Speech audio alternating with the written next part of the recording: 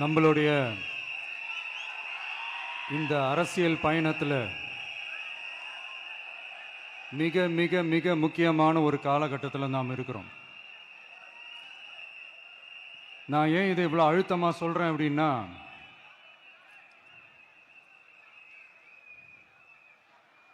ஏதோ அழுத்தம் இருக்குமோன்னு நினைக்கிறீங்களோ? அழுத்தமா நமக்கா?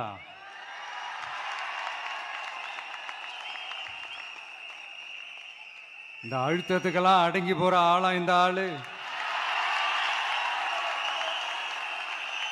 இந்த மூஞ்சா பார்த்தா அப்படியே தெரியுது உங்களுக்கு?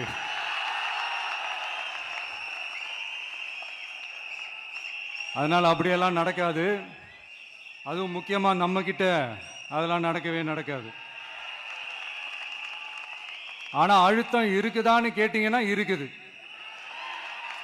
அது நான் இல்லைன்னு சொல்ல வரல. நமக்கு இல்ல, மக்களுக்கு. தமிழ்நாட்டை இதுக்கு முன்னாடி ஆண்டவங்களும் சரி பாஜகவுக்கு அடிமையா தான் இருந்திருக்கிறாங்க. ஸோ அவங்கள நம்பியும் ஒரு பிரயோஜனமும் இல்லை. இப்ப ஆண்டுகிட்டு இருக்கிற இந்த திமுக அரசாச்சும் நமக்கு ஏதாவது செய்வாங்கன்னு பார்த்தா இவங்களும் அவங்கள மாதிரியே தான். இன்னும் சொல்ல போனா ஒரு படி மேல, இன்னும் மோசம். அவங்களாச்சும் நேரடியா சரண்டர் ஆகி இருப்பாங்க, இவங்க மறைமுகமா சரண்டர் ஆகி இருக்கிறாங்க. அவ்வளவுதான் வித்தியாசம்.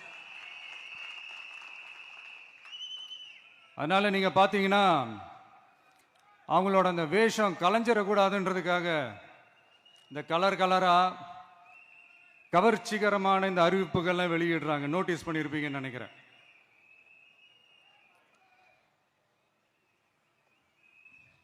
அதனால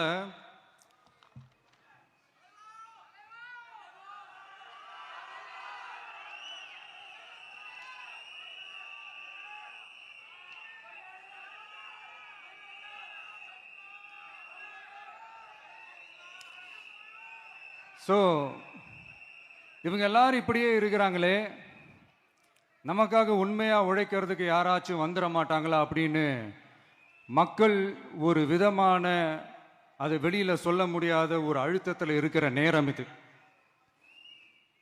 மாத்தி மாத்தி ஓட்டு போட்டு ஏமாந்து அவங்க இப்ப நம்மள நம்புறாங்க.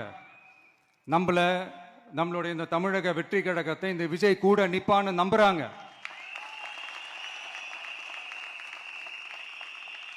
நம்மள நம்புறவங்களுக்காக நாம நம்பிக்கையோடு இருக்கணும்ல. அப்படின்னா இது முக்கியமான, மிக மிக மிக முக்கியமான ஒரு காலகட்டம் தானே. அதனாலதான் அவ்வளவு அழுத்தமா நான் சொன்னேன். இந்த தேர்தல், இந்த கூட்டணி, இதெல்லாம் பத்தி நிறைய இந்த ஹேஷியங்கள் ஜோஷியங்கள் எல்லாம் நடந்துகிட்டு இருக்கு இல்லையா? என்னப்பா இந்த விஜய் இப்பதான் வந்திருக்கிறாரு, இவரு கூடலாம் யார் வர போறா, அவங்க வரமாட்டாங்க, இவங்க வரமாட்டாங்க, அப்படி இப்படின்ட்டு நம்மளை பத்தி ஒரு அண்டர் எஸ்டிமேட் பண்ணிட்டு இருக்காங்களே. அதுனா நமக்கு புதுசா என்ன? 30 வருஷமா நம்மளை அண்டர் எஸ்டிமேட் பண்ணிட்டு தான் இருக்கிறாங்க.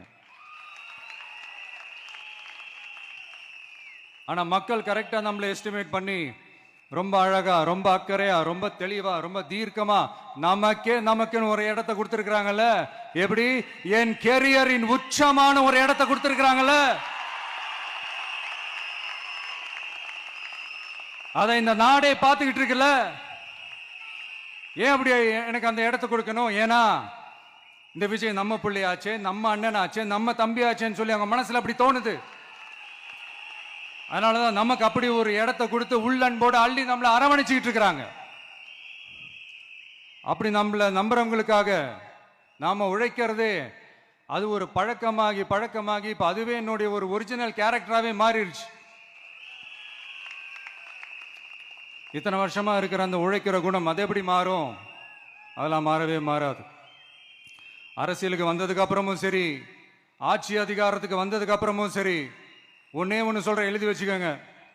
இதுக்கு முன்னாடி இருந்தவங்க மாதிரியோ இல்ல இப்ப இருக்கிறவங்க மாதிரியோ ஊழல் செய்யவே மாட்டான்.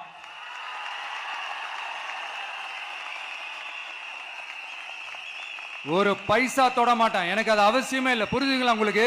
எனக்கு அதை தொட வேண்டிய அவசியமே இல்லை.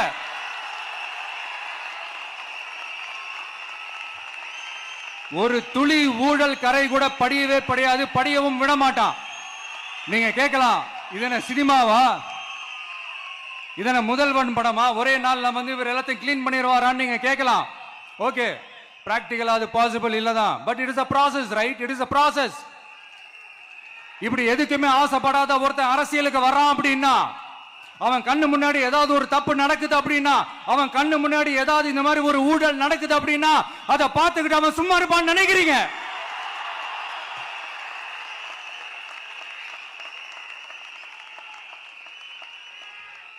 அதனால இந்த தீய சக்தியா இருக்கட்டும், இந்த ஊழல் சக்தியா இருக்கட்டும், ரெண்டு பேரும் தமிழ்நாட்டை ஆண்டவை கூடாது.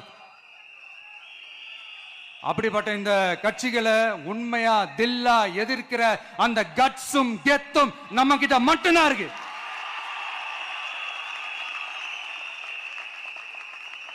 அதனால நீங்க என்ன சூழ்ச்சி நம்ம மேல பண்ணாலும், என்ன அழுத்தம் நீங்க கொடுத்தாலும், இந்த அடங்கி போறதுக்கோ, இந்த அண்டி பொழைக்கிறதுக்கோ, இல்ல இந்த அடிமையா இருக்கிறதுக்கால நம்ம அரசியலுக்கு வரல.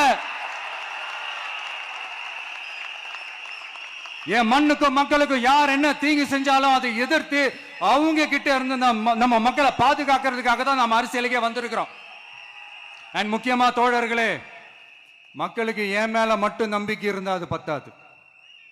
என் கூட டிராவல் பண்ற என்னோட எல்லா தோழர்கள்கிட்ட அந்த நம்பிக்கை வரணும்.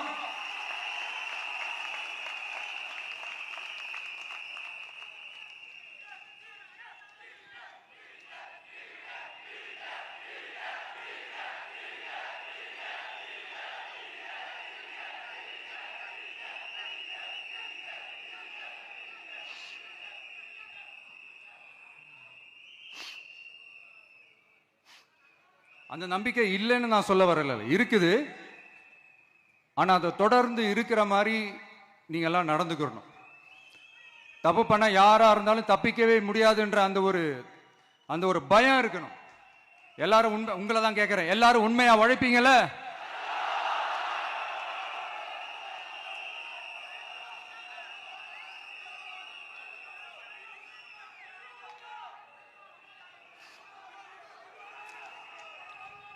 யாருக்காகவும் எதுக்காகவும் நம்மளோட அரசியல காம்ப்ரமைஸ் பண்ணிக்கவே கூடாது. செய்வீங்கல்ல?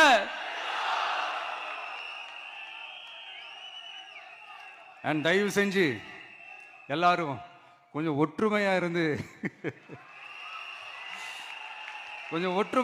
சேர்ந்து உழைச்சி ஜெயிப்பீங்கல்ல? சரி, நமக்காக நம்ம மக்கள் கண்டிப்பா ஓட்டு போட்டு ஜெயிக்க வைப்பாங்க, அதுல எந்த மாற்று கருத்துமே கிடையாது. அப்படி ஜெயிக்கிறதுக்காக நாம் என்ன செய்ய போறோம்? மக்களிடம்னு செயல்னு அறிஞர் அண்ணா அவர்கள் சொன்னதை ரொம்ப டீப்பாக சின்சியராக அடாப்ட் பண்ணுறதோட மட்டும் இல்லாமல் நம்மளோட அரசியலில் அதை செயல்படுத்தணும். அதுதான் முக்கியம். ஏன்னா இப்போ அரசியல் இருக்கிறவங்க அண்ணாவை மறந்துட்டாங்க. அண்ணா ஆரம்பித்த கட்சியும் அண்ணாவை மறந்து சுயநலமாக மாதிரி பல வருஷம் ஆச்சு. அண்ணா பேரில் இருக்கிற கட்சியும் அவரை மறந்து பல வருஷம் ஆச்சு. ஆனால் நாம அவரை மறந்துடக்கூடாது. மக்கள்கிட்ட போகணும், மக்களோட மக்களாகவே இருக்கணும், மக்களுக்காகவே இருக்கணும். அதுக்காக நம்ம என்ன செய்ய போகிறோம், என்னெல்லாம் செய்ய போகிறோம், அதுக்காக தான் இந்த மீட்டிங். ஆரம்பிக்கலாமா?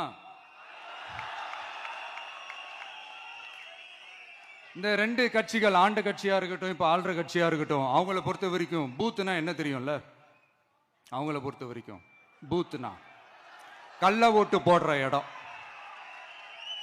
ஆனா நமக்கு, நம்ம டிவிகேவுக்கு அது ஒரு ஜனநாயக கூடம். அங்க ஜனநாயகம் திருடுறாம நம்ம பார்த்துக்கணும். ஒவ்வொரு ஓட்டையும் நம்ம பாதுகாக்கணும். எப்படி பாதுகாக்கிறது? ஒவ்வொரு வீட்டில் இருக்கிற ஒவ்வொரு ஓட்டும் நமக்கு தானே ஃபர்ஸ்ட் கன்ஃபார்ம் பண்ணுங்க. எனக்கு தெரிஞ்சு தமிழ்நாட்டில் ஒரு 2.25 கோடி ரேஷன் கார்டுகள் இருக்கும்னு நினைக்கிறேன். அவங்க எல்லாரும் வேற வேற எந்தெந்த கட்சியில் இருந்தாலும் கட்சி வேறுபாடு எல்லாத்தையும் தாண்டி இந்த விஜய் அவங்க வீட்டில் ஒருத்தனா வாழ்ந்துட்டு இருக்கிறான். அவங்க குடும்பத்தில் ஒருத்தனா பார்த்துக்கிட்டு இருக்கிறாங்க. அதனால இந்த கட்சி கிச்சி எல்லாத்தையும் தாண்டி இந்த விஜய் கூட நிக்கணும்னு முடிவு பண்ணிட்டாங்க. அதனால அப்படி முடிவு பண்ண அவங்கள பாதுகாப்பா பூத்துக்கு கூட்டிட்டு வாங்க. நம்மளோட இந்த விசில் சின்னத்துக்கு ஓட்டு போட வைங்க.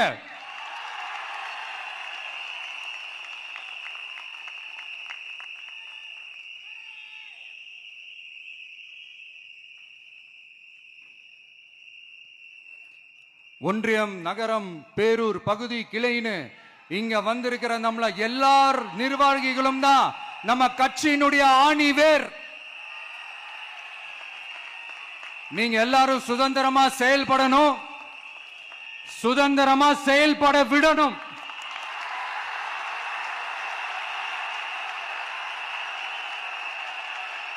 நீங்க ஒவ்வொருத்தரும் எனக்கு முக்கியம்.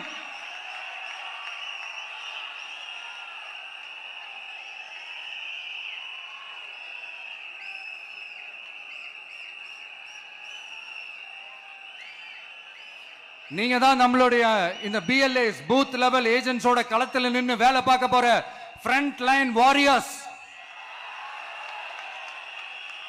இப்ப நடக்க போறது வெறும் எலெக்ஷன் கிடையாது, இது ஒரு ஜனநாயக போர். இந்த டெமோக்ராட்டிக் பேட்டில லீட் பண்ண போற கமாண்டர்ஸ் நீங்க தான்.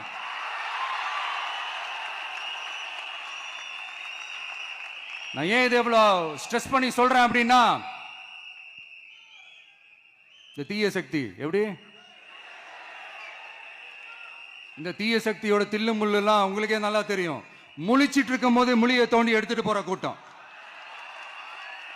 அதனால கொஞ்சம் ஜாக்கிரதையா இருக்கணும். நம்ம எலெக்ஷனுக்கு இன்னும் 3 மாசம் தான் இருக்குது, அவ்வளவு கூட இல்லைன்னு நினைக்கிறேன். இந்த 3 மாசத்துல நீங்க செய்ய போற அந்த களப்பணியில தான் நம்மளுடைய வெற்றியே இருக்குது. உங்களுக்கு இந்த விஜய் பிடிக்கும்ன்றது உண்மைனா, சத்தியம்னா, உங்களோட உழைப்புல அதை காட்டுங்க. அப்புறம் நாங்க அறிவிக்க போற வேட்பாளர்களுக்கு நீங்க உங்களுடைய முழு ஒத்துழைப்பை நீங்க கொடுக்கணும். கொடுப்பீங்க தானே?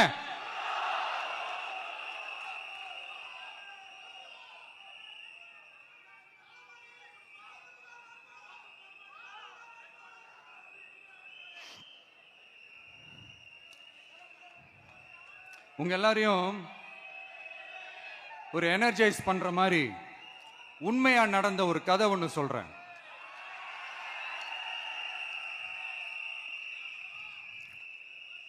சொந்த நாட்டையே ஒரு கூட்டம் அபகரிக்குது. சொந்த நாட்டிலேயே இருக்க முடியாத அளவுக்கு ஒரு நெருக்கடி ஏற்படுது. ஸோ வேற வழி இல்லாம அந்த நாட்டை விட்டே வெளியே போய் வேற ஒரு இடத்துக்கு போய் காடு மலை அப்படி இப்படின்னு சுத்தி மறைஞ்சு வாழ வேண்டிய ஒரு சூழ்நிலை ஏற்படுது. என்னடா இப்படியே ஓடிக்கிட்டு இருக்குமேன்னு சொல்லிட்டு தன்னோட நட்பு சக்திங்க கிட்ட பேசி ஒரு பெரும் படையை திரட்டிக்கிட்டு அதிரடியா ஒரு போரை நடத்தி அந்த நாட்டையே திருப்ப மீட் எடுத்தது யார் தெரியுமா? நம்ம கொள்கை தலைவர்கள் ஒருத்தரான ராணி வேலு நாச்சியார் அவர்கள் தான். அவங்களுக்கு அந்த நட்பு சக்தியா கூட இருந்து உழைச்சது சின்ன மருது, பெரிய மருது, சையது, கார்கின்னு சொல்லிட்டு அந்த 3 பேரும் தான். ஆங்கிலேயர் படை, ஆற்காட்டு படை மாதிரி அந்த 2 பெரும் படையை அடிச்சு துவம்சம் பண்ணிட்டு அந்த நாட்டையை திருப்பி மீட்டு எடுத்தது வேலு நாச்சியார். அன்னைக்கு இருந்த ஆங்கிலேயர் படை, ஆற்காட்டு படை மாதிரி இன்னைக்கு என்னென்ன படை இருக்குதுன்னு உங்க எல்லாருக்குமே நல்லா தெரியும். அதனால அந்த 2 படை மட்டும் இல்ல, இன்னும் எத்தனை படை வந்தாலும் எதிர்த்து நின்று ஃபேஸ் பண்றதுக்கு ஒரு நல்ல தலைமையும் இத்தனை சக்திகள் என் கூட இருக்கும் போது, இத்தனை சின்ன மருது, இத்தனை பெரிய மருது, இத்தனை சையது கார்கிகள் என் கூட இருக்கும் போது நம்ம நாட்டை நம்மளால மீட்டெடுக்க முடியாதான?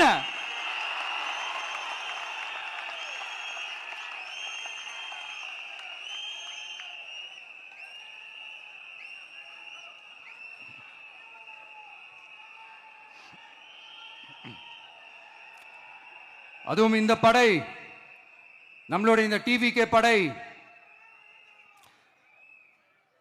நட்பு சக்தி இருந்தாலும் இல்லைனாலும் தனியாவும் நின்று கெத்தா ஜெயிக்கிற அளவுக்கு ஒரு மிகப்பெரிய படை.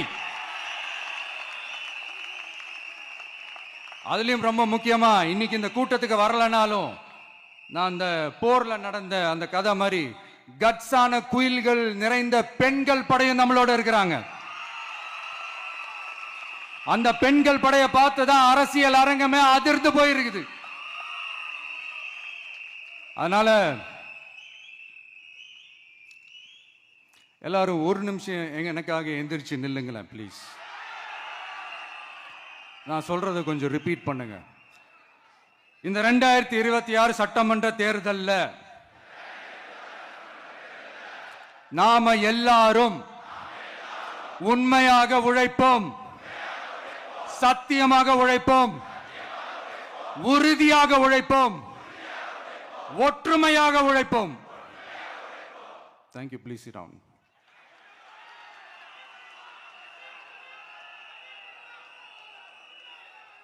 உங்களோட இந்த வார்த்தையை நான் மனப்பூர்வமா நம்புறேன். நான் ஏற்கனவே சொன்ன மாதிரி இந்த வரப்போற தேர்தல் இதுவரைக்கும் தமிழ்நாடு பார்த்திராத ஒரு வித்தியாசமான தேர்தல். நம்மளுடைய படை வரிசையும் அப்படிதான், ஒரு பவர் பேக்ட் ஃபோர்ஸ். இவ்வளவு நாள் இதை நாம மட்டும்தான் சொல்லிக்கிட்டு இருந்தோம். இப்ப கொஞ்சம் கொஞ்சமா அதை வெளியில சொல்ல ஆரம்பிக்கிறாங்க. என்னடா இந்த விஜய் கூட இருக்கிற ஃபோர்ஸை பார்த்தா சாதாரண ஃபோர்ஸ் மாதிரி தெரியல, மிலிட்டரியோட பெரிய ஃபோர்ஸா இருக்குது, வரப்போற எலெக்ஷனை கணிக்கவே முடியல, அப்படி இப்படின்னு சில குரல்கள்லாம் கேட்க ஆரம்பிக்குது. கணிக்கவே முடியலன்னு அவங்க வேணா சொல்லலாம், ஆனா மக்கள் ஆல்ரெடி கணிச்சு முடிச்சுட்டாங்க. அவங்க மனசை நல்லா புரிஞ்சு வச்சிருக்கிற நமக்கு அது நல்லாவே தெரியும். அதனால இந்த எலெக்ஷன் ரிசல்ட்டுக்கு அப்புறம் இந்த தீய சக்தி கிட்ட இருந்தோம், இந்த ஊழல்வாத அடிமை சக்தி கிட்ட இருந்தோம் தமிழ்நாட்டை மீட்டுட்டோம்னு உறுதியா அறிவிப்போம். அதுல என்ன மாற்று கருத்து கிடையாது. அதனால என் நெஞ்சில் குடியிருக்கும் தோழர்களே, தோழிகளே, உங்களோட நான் இருக்கேன், நம்மளோட நம்ம மக்கள் இருக்கிறாங்க. இதுக்கு மேல என்ன வேணும்? கான்பிடண்டா இருங்க, நல்லதே நடக்கும், வெற்றி நிச்சயம். மீண்டும் சந்திக்கும் வரை நன்றி, வணக்கம். தமிழக வெற்றி கழகத்தின் வெற்றி தலைவர், தர்மத்தாயின் தவ புதல்வன், தலைவரின் பொற்கரங்களால் please sir, please sir.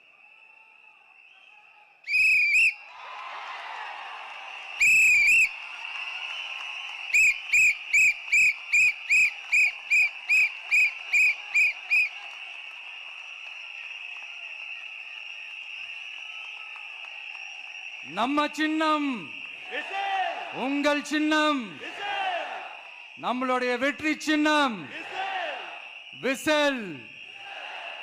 Cup முக்கியம் பகிலே.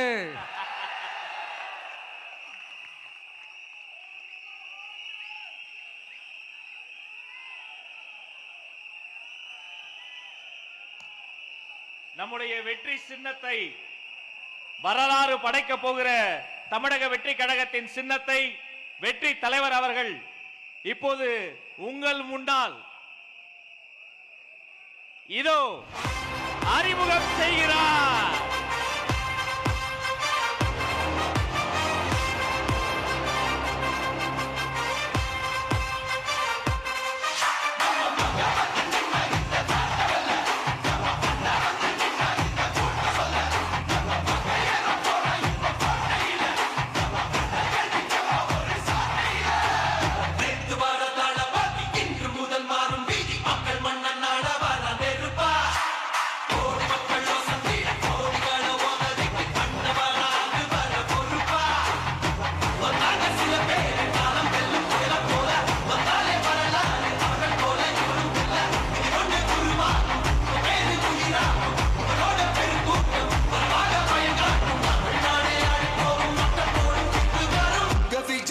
விஜய் உயிர் என்ன வரனா,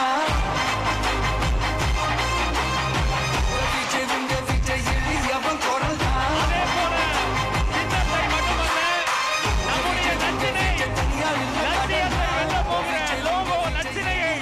வெற்றி தலைவர் இதோ அறிமுகம் செய்கிறார்.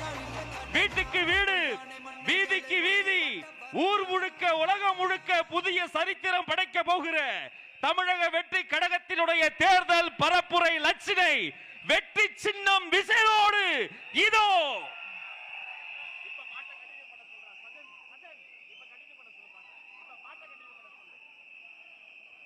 வெற்றி தலைவரின் வெற்றி சின்னம் விசேல். உழைக்கும் மக்களின் சின்னம் விசேல். பாட்டாளிகளின் சின்னம் விசேல். தாய்மார்களின் சின்னம் விசேல். தமிழ்நாட்டின் சின்னம் விசேல்.